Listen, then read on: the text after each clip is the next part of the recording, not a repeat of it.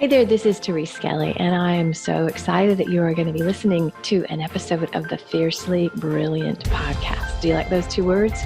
Fiercely Brilliant. My hypothesis is that you are here for a reason. We all are. Our souls have led us on journeys that have very often taken some twists and turns, and sometimes it's not pretty. Sometimes there's struggle and there's loss and there's challenge, and in the middle of that, there's always a way out. And it's those times that often lead us into our great life and work. So you're going to hear stories in these episodes of myself and other beautiful people that share the journey. They share how they got to the place where they're standing, working in their brilliance, and being the powerful leaders that they are. So stay tuned and enjoy this episode. Hey, this is Therese Skelly, and this is another episode of the Fiercely Brilliant podcast. And I love doing these shows because the people that I get to share with you are so freaking cool. A lot of this show is in providing hope and inspiration. A lot of what I am about is showing you how you can overcome hard things, how you can go through life, deal with it, handle all the stuff, and then on the other end, live just fiercely freaking brilliant. Like you can live an amazing life. And sometimes it doesn't feel like it. When you're in the middle of it, oh, hell no, it does not feel like it. But we are here today with Tiffany Walker, who is I just love this woman and her husband. Oh my gosh, I've been having fun playing with the Walkers. So I want to introduce you to Tiffany, who has just such an amazing heart, such an amazing spirit, and you will not believe her story. And so, Tiffany, welcome. Thank you. I'm so excited to be here today. Thank you so much for having me. I love it. So tell us what you guys do. And I say you guys because you and Jack are in partnership. So it's not just your business. So Tip and Jack, yes. We work with empaths all over the world to teach them, educate them on how to manage their energy, everything that you need to know about being an empath so that you can have more connected relationships and better health and make more money. I mean, we run the gamut. Our job really is to help empaths live as empowered empaths and to find the joy that comes from being these amazing healers. Nice. And I'd assume most people know the term empath, but if somebody is a little fuzzy on it, let's just get really clear so people can follow the discussion and hopefully have the like, holy crap, that is me. I didn't know. Totally. Right? So just how do you define empath? So an empath is a person that actually is, many people call it a highly sensitive person, but an empath is a person that feels other people's emotions and feelings and feels everything around them deeper. In fact, it's now been scientifically proved that the empath brain, the highly sensitive person brain, actually works differently than 80% of the world. So the mirror neurons in the brain are more active than most of the people around them. And that's why empaths or highly sensitive people feel like they are foreigners around everyone else. They're like, I don't really fit in here because everything I experience is much bigger than what people are talking about. Does that make sense? It does. And it can be so crazy. I have my journey story and you're going to talk about your journey story. But if you are a person who is more sensitive, there's a lot of shame and a lot of comparison, a lot of like, what is wrong with me? Why can't I just go into a crowded bar? Or why can't I? Right. Why can't I be like everybody else? Right. Oh, yes. That's such a big deal. You really do. You can feel you're different. You can feel it. Yes. If someone were to say, do you feel different? A highly sensitive person would say, I'm totally different. I can't tell you exactly how, but I feel different than everyone around me. And the truth is you are different. Right. So, and it's not a bad thing. You're actually a very special energy, and accepting it gets a little tricky sometimes. For me, it's like the blessing and the curse. When you understand the blessing, that's like awesome. And, I tell my boyfriend that I am a Stradivarius and we don't throw this in a trunk. Like if you had a Stradivarius, you would have to care for it exquisitely. But it's taken years to get to the space of saying, no, this is just what self-care has to look like for me. Absolutely. Because if you don't, you're going to be, there's so many downsides. But you have such an amazing story of getting to this. Like it's everything you do, Tiffany, you do big. Like you. I know. Sometimes I wish it was a little bit smaller. Yeah, if Tiffany's got a story, it's not the little, yeah, and she pivoted a slight bit. Tiffany's got the whole. Yes, it's crazy. So tell us your journey to understand that you're an empath. Because today, like this is, you right now are the after, right? You are living, you Absolutely. have a magnificent life. Yes. And so somebody could look at you and say, well, she looks great. Like she's got a happy marriage. She's beautiful, happy. And I know there was a time when it was not so. So start there so the folks can see the journey. Okay. I guess I'll just start with the very first thing is that I was born with these really interesting gifts. So as a little child, I was born as a psychic medium. So I was seeing spirits and I was having all kinds of crazy experiences as a little kid. And I'm talking like 2 and 3 years old. And I didn't know what was going on. So I thought monsters and ghosts were real. And my mom thought I was mentally, that I had mental illness. And she didn't really understand. And I was crying all the time. I was about as miserable of a little kid as you could imagine because I could not understand what was going on around me. And so I was scared to death. I just was kind of a little disaster. And I always wore my little princess dress because I wanted to be a princess, but I was having all these experiences. So I was always in trouble. Yeah. And I felt everything so deeply. And I felt the emotions and feelings of the adults around me and it made me feel like a burden. And so I just was just not very happy. At about the age of 8, my mom said, we've got to get this little girl into the doctor and do something because she's not mentally well. So they put me on antidepressants at the age of 8, which didn't change my gifts, but it made me more subdued in joy and in the scary things. It didn't work. So they tried me on more medication and they just kept adding and adding and adding all through my teenage years until by the time I was 18, I think I was on 25 psychotropic drugs, and that lasted about 25 years total. Oh, so doctors had no idea what an empath was, but I also had a lot of health problems because I was a physical empath as well, which I can talk about that as well. But it just kind of was a bit of a shit show trying to figure out what was wrong. But I went deep into study to try and fix myself because doctors couldn't do it. I had the weirdest health issues. Like I had internal bleeding and they did 6 surgeries to find out where the source was coming from. And my urine looked like it was Pepsi. So they knew there was blood coming from somewhere in here, but they could not figure it out. And finally they just sent me home.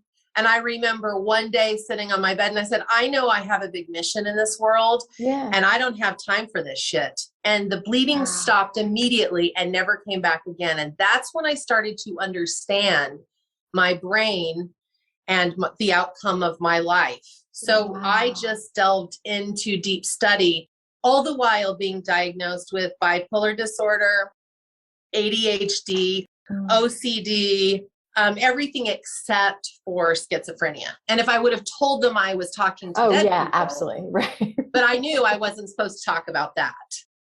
So it was just a pretty wild journey. And it wasn't until probably I was 30, I went in for 14 rounds of shock therapy in my brain. And hold on. You just can't race over this, darling. Okay, hold on. People that have this experience often don't make it out. They're like chronically mentally ill, or they're so damaged, or they're broken by the system. Yes. And I know you were in a very religious family, so I'm assuming there was no like, hey mom, wow, weird, dead people are talking to me. Like you probably couldn't communicate that, right?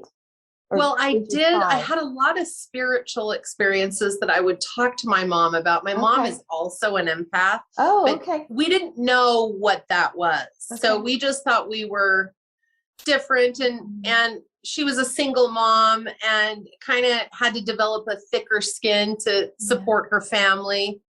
So I would tell her about some of my spiritual experience and some of the scary ones with darker energies. And she did believe that, but we assumed that that was because of our religion and the things that we believed in there. I kind of associated the two of them with the religion that I was in, that it's like, oh, I'm this religion, so maybe God has chosen me to have these experiences. Okay. That's the only way I could make sense of it. Construct. Okay. Yeah. But how do you again, like people that have had shock treatments, that's they reserve that for the worst of the worst. Like when people respond to nothing. I was diagnosed the worst of the worst. Yeah, if you've ever been in the mental health industry, it is heartbreaking because there's nothing that works. So how did you I'm thinking of your self-esteem, being told how insane you were, the hopelessness of nothing working. 20 years of being on the drugs blunts you and changes you, plus the health issues. You weren't in good health. Yes. How does one recover from that? Like, where do you even start to? Oh, I had such a strong belief in source energy. Okay. At the time, I called that energy God. Now it's so much bigger than that for me. And I had this intrinsic understanding and belief that I was here to live a life of joy. Wow. So in the middle of all this shit, I knew it. Even though you had all this suffering and all this hopelessness on one hand. Yes. Oh, the hopelessness was so huge, but there was just this thing in me that I'm like, I know that I am supposed to have a joyful life. I have no idea how to do this, but I will find it. And I have, but to get there, oh my goodness. And when I did get the 14 rounds of shock therapy, I lost my memory. Yeah, so it was a brain injury. What it does. Yeah. Yes. And it wasn't my last brain injury, for God's sake. Right. And I started, after that, I began to recover from the brain damage that I had from the ECT. And it took me a couple of years. I still am missing some of my memories when my kids were little. But I just kept knowing that there was more. And I studied and studied and studied everything you could get your hands on, every medical book about the mind and body connection. And I learned so many things and how powerful the brain actually is. I was like, oh, I can heal myself. I did it with my internal bleeding. I can do it again. And I did. And that's how I did it, is by having that understanding of the brain. So this is a story, and in case people go, ECT, it's electroconvulsive therapy, that's shock therapy. So I want to make sure everybody's following here. I don't want people to get confused with the terms. So the story is, and I love this. I believe that we come in with soul work, right? Yes. And you knew, and it's crazy because you knew you were here for joy, and everything in your life was the contrary to joy. It was actually hell. We might call it hell. True. So you sort of whisked over it, so I just started studying and reading. How though if one is at that place going, I'm in a situation that seems hopeless, and yet there's a little part of me that believes there's more. How do you help people not give up on that when the preponderance of evidence is to the contrary? How do you, is it because you might not have to have the situation Tiffany's in. You might just be in a life that's like, God damn it, this is hard right now. And I don't want to kill myself because I know there's more, but I don't know how to get to the more. So how do people just cling to that knowing? Well, it typically comes in hearing someone else's story. Okay. Of transition of oh, this is where I was and this is where I am now. And I always looked for those stories in other people. Beautiful. Because I saw that and I was like, there is something bigger here. And I have shared my story for so many years. I can go over it really quickly with bullet points. But the truth is that there were years and years where I was in bed. When in my first marriage, I was in bed for the first 8 years of my marriage. Wow. And I could get up on occasion. I was so drugged out of my head. I mean, I was on Thorazine. I was on every benzo you could think of. Thorazine's Wow. like that old drug Yes, for that they used back schizophrenics. in the 60s, you Yeah, know. yeah. And I had 2 babies during that time, and I was on Thorazine when I was pregnant. It was Oh just my such a God. wild experience. And I just knew there was an answer. And little by little, it actually was a 12-step program that changed everything. And it was because I had to get off all my medications, because I couldn't afford insurance anymore because my husband at the time lost the job. And I started working the steps. It was interesting because, I did a moral inventory. I looked at all the things that I had done that I wasn't proud of and forgave myself and made amends with people that I needed to make amends. And I learned that I had a deeper, I knew this already, but I had it kind of expanded my mind with a God that actually wants me to be happy instead of wants me to struggle.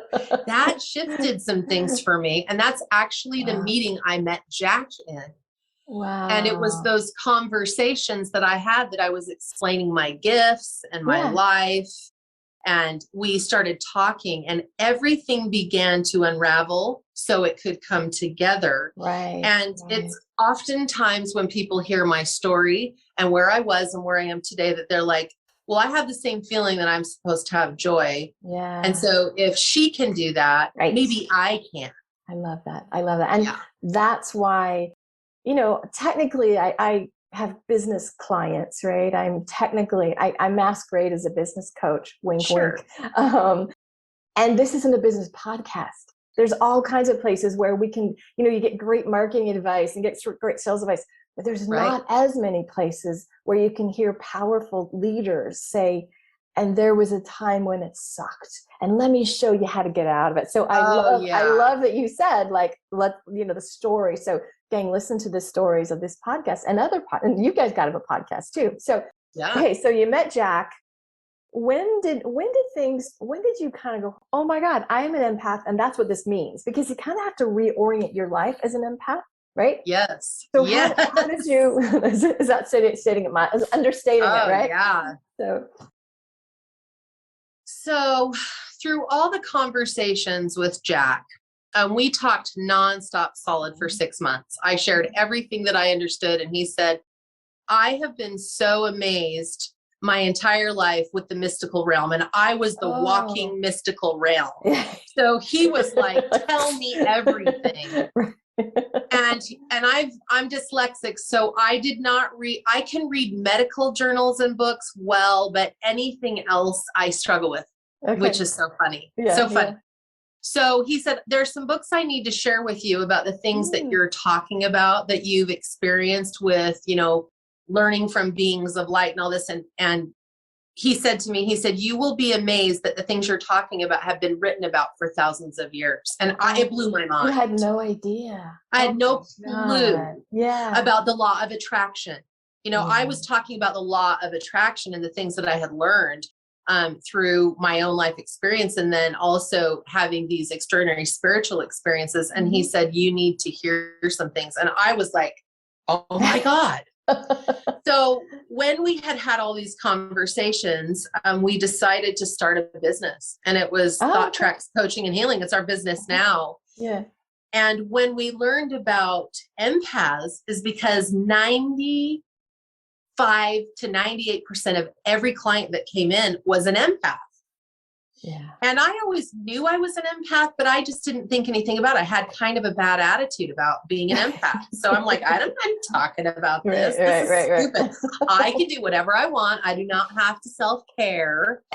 And when I realized all the people that were coming in were empaths by the law of attraction, of course, because Jack and I are both highly sensitive. I worked myself to the bone and got pretty drained and wasn't feeling well. And it was time to say, I have to design a life that supports my sensitivity. Yes. Otherwise, I'm going to do myself in. Yes. And so I made a decision. And then I suffered my second brain injury, which I talked about in your other podcast. Yes. So it's been probably 4 years that I said, yes, I am an empath and I will live as an empowered empath. Right. And this is very hard for me. And it probably took me a year and a half of crying because I was so upset about it. Literally. I was just but what was the meaning? Like, what was the, like, holy shit, I'm an empath? Really? Like what in the beginning, there was a negative for it. What did that mean for you? It meant that I'm never going to feel completely okay. I'm not going to feel like everybody else. Yes, yes. Like I'm going to have to rest. I'm going to have to shield. I am going to have to pay attention to where I spend my time. I'm going to have to set really strong boundaries. Yeah. And I was mad. Yes, I still hear that. I hear that energy. But and like let's just if you're listening to this, because I know when I came across Elaine Aron's book, The Highly Sensitive Person, it was literally like, I'm not fucking like, wait, what? Right. It's my like literally you are wired differently. Your nervous system is different. Like that's what Tiff said in the very beginning. You do not have the same, you can't walk about the earth with all the stimulus and all the shit and all the toxic people and go, hey, I feel great. You'll be assaulted by it. Yeah. And when you understand it, that's the blessing and the curse. But then to live into it, like you said, I got to set boundaries. Like my ex-husband my nickname was special needs because I know how freaking toxic is that, but he was just like, oh my God, you and your special needs. And I'm like, I can't, it's too bright there, too smoky there, they're too loud. And so on one hand, you can be like a big pain in the ass if you're an empath. Right? Absolutely. And this is what makes people basically kind of go, oh, do I have to? And so, so let's talk how you get into acceptance of that and then how we turn it into the blessing that it really is. Yes. When you finally accept that it's okay to be an empath, that's the thing. And once you understand empaths are the healers on the world, and this is a calling. This is not just like, oh, disability, I have some sort of dysfunction. Actually, we chose this before we came to this life experience, and that we are healer just by our very essence and presence of standing in a room begins to heal the people in the room. If you know that about yourself, you can live very empowered. And many people don't know this about empaths, but we're very gifted in lots of different things. One thing we hear from empaths all the time is, well, I have this talent and this talent and this one and this one. And oh, I do this. And I just can't make up my mind of what my mission is. And so we have all these gifts to bring to the world. And it can be so overwhelming and keep us stuck. But once you understand that your very presence is a healing component on this planet, you're here to help the healing of the planet. And it's happening right now. Wow. It's easier to accept that it's a calling and a gift instead of like this terrible thing. Because all we're trying to do is fit into a box like other people. Yes, absolutely. You really can't. I mean, everyone will spend every empath spends some time trying to do that. But after a while, you wear yourself out and your nervous system is shot. And that's usually when people find Tiff and Jack. Yes. Because they're like, I'm in my 40s, 50s, or 60s, and I'm in bed a lot. I'm toast and I don't know what to do. And we're like perfect timing because we have some really amazing things that are really simple that you can do to begin to heal your nervous system so you can actually get out and enjoy life. Yeah. So let's talk about some symptoms. If somebody's an empath, so let's just go over how would you, like, what are some, I don't mean to say symptoms, signs of being an empath, and then symptoms of you're in burnout or your nervous system is jacked. So start with what do empaths experience, or how do they experience it differently? Some signs maybe. Oftentimes empaths are wondering, am I feeling someone else's feelings or are these my own? Like that's always the big one. It's like, I was fine. And now I'm listening to someone talk about their pain and I feel like it's actually happening to me. Yeah. And it confuses people. They're like, that is the weirdest thing. And the truth is that the empath literally absorbs other people's feelings and emotions or other objects into their muscles, tissues, and organs. And you feel it as though it is your very own. And it won't match your vibration. So it's very upsetting to you as a whole. I mean, it's just like, this feels bad. And so you actually feel worse than the feelings that you're actually carrying from someone else, because it doesn't match your vibration. So you have to kind of learn how to deal with that and how to like stop that from happening as much as possible. There's no perfect science, but there's a lot of things that you can do that make it so much better. So that's the main thing. And then sometimes you can feel sick or tired all of a sudden. You're just like, why do I have this headache? I'm sick to my stomach. I need to lay down right now. When I was learning from Elaine Aron, she has such a serious schedule. In fact, she'll say to her husband, she says, I have to lay down right now. Do not talk to me.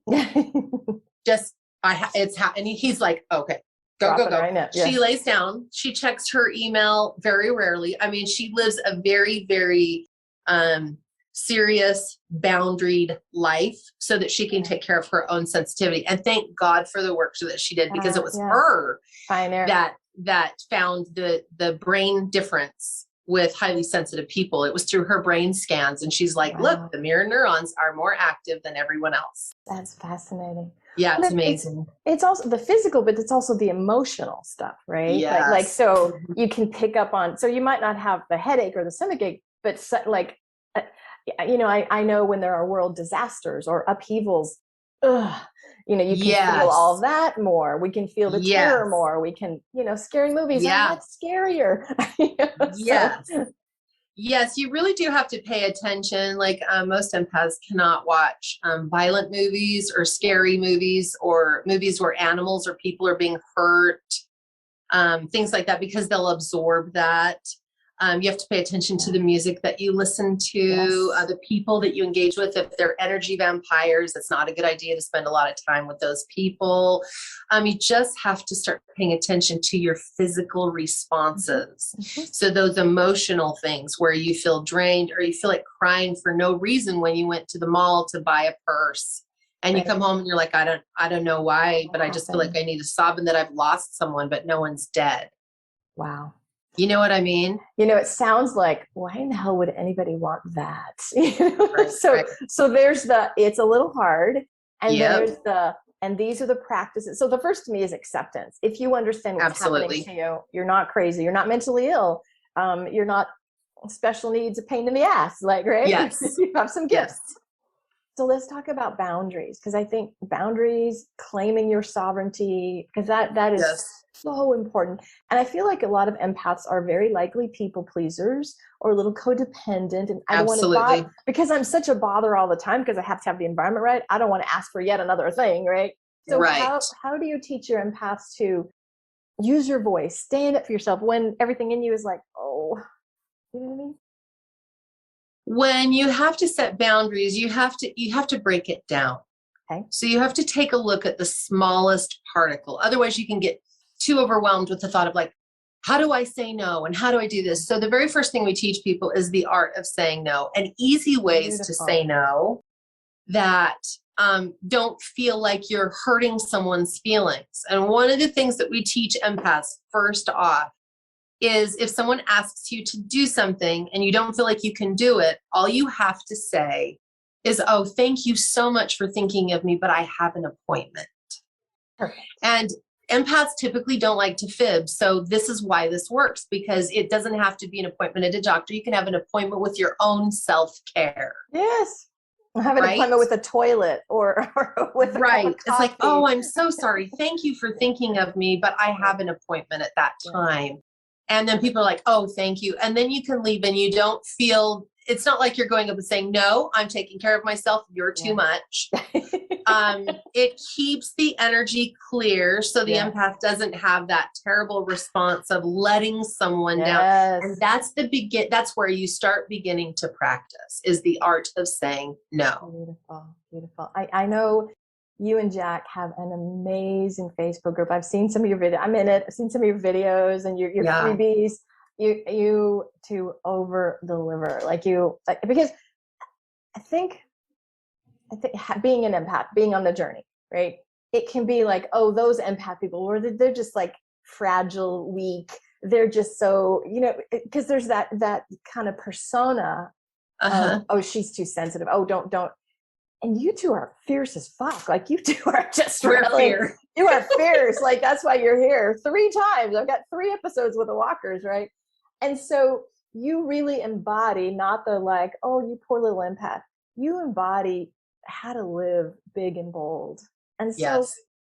tell folks where to find you and how to follow you, because you really are, and you give a lot of teaching for free. So you give a We lot do. and you've got programs. So just where do they find you? Well, you can find us on our page called The Connected Empath, and it is a page of support. We keep it very, very high vibe. It's not a place to come and vent your sorrows and your struggles. It's a place where people share their empowering messages that will lift you when you're in the sorrowful place. One thing that we teach empaths very, very quickly is how to get out of victim mentality. Victim mentality is very easy to come by as an empath because we've had lots of experience where we've been victimized. Right. And when you understand that you get to create a life that feels better, then you begin to start seeing the positives of everything. And that's what that page is about. So it's very, very positive. And I keep an eagle eye on that page because sometimes people can get in there and start, are not very nice. And we remove those people very quickly. That's one of our boundaries. We're just very, very serious. But we do offer a lot at no cost because typically when empaths find us, they're not doing that great. Yeah. And so we offer a lot of really quick information so that they can start living empowered right now. Yes. Yes. And so it's the Connected Empath, and it's a delightful place to be. Yes. And we'll have that in the show notes on the page that you're watching or listening. And so it ends, as we wrap up, what are some of the blessings or the gifts of being an empath? Now you said we're here to heal, and some people might feel heaviness around that, like, oh, good hell, that is a big burden. Sure. So beyond healing the planet, what are the gifts? What's the magic when you can embrace it and really start walking this path? What are some of the really cool things that open up as a result? It's that the thing that I think is the most amazing, and this is just my own perspective, and I know that many empowered empaths feel this way, is the deep connection with all things. Yes. Not only can we pick up the negatives, but we also absorb the joy all around us. Yeah. Which is so and I'm sure, Therese, you've had this experience where you've gone and you've had this experience and you're so filled with blissful feelings that you're like, oh my God, yes. This is what heaven must feel like, that type of thing. So once you live empowered, you have a lot of those experiences daily, and you feel more connected to others. You feel more connected to yourself. You feel more connected to the cosmos, to nature. And life begins to have such a deep enhancement of joy. It's really breathtaking. I would never change this about myself at this point. Right. I couldn't have said that, 20 years ago, but now I get it, that this is truly a gift. And can I just speak really quick to that healing aspect? Because I've had a couple people say, well, I don't want to go out and be a healer. Yeah. And the truth is just your very presence of being on this earth is a healing force. So you don't even have to do anything. You just have to live.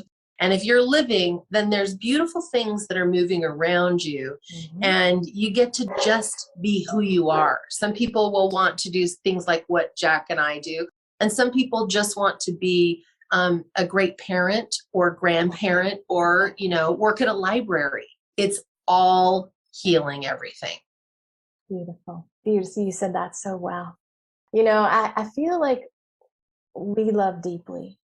And just that is healing. And so the first time somebody said to me, just being in your energy is healing, it like my brain sort of fritzed out because I was an overgiver, codependent. No, I have to do something. I have to, you and I, we mom hard. Like we're mom and shit all day. We're like fixing things. We're handling things. And that's exhausting. As opposed to, wow, if I just smile at somebody, if I just like ask my butcher at Safeway, like, how's your day going? Boom. Absolutely. That's all it takes. So when you show up and be you, fully you. Yes. So don't take on pressure of like, oh, I got to heal. So I love that you made that distinction because it's not about and I have to learn Reiki now. No, I got to learn hypnosis. Oh No, God, no. Yeah. It's for some people, it's just too much. Yeah. So just Yeah. be your full expression. So Miss Tiffany, you are freaking fabulous. I love hanging out with you and Jack. Oh, you too. Thank you so much. Thank you for sharing the journey, because your story really, and especially I love that you always had the knowing that joy was there. Like that, Yes. you know, there's always confirmation in all of these, like our soul knows exactly what's supposed to happen. Amen. And what I hear from you, and if you guys, I did an interview with Tiffany and Jack where Tiff talked about surviving COVID, having horrendous side effects from some meds she was on. And like, you got to listen to that one as well. but the like,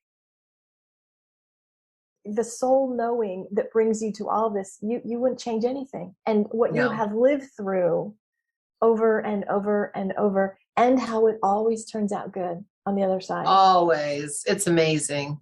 And you are just the embodiment of that. And you are such a warrior woman, and I adore you. And so thank you. Oh, thank you so much. I just love you. Thank you. Thank you. All right. Peace and blessings. And gang, remember, there's always hope, and your soul has wisdom. And so even if it appears hard, keep going. Listen to the stories. Keep on going. Know that there are people out there that have survived worse and are shining today, and you can do it too.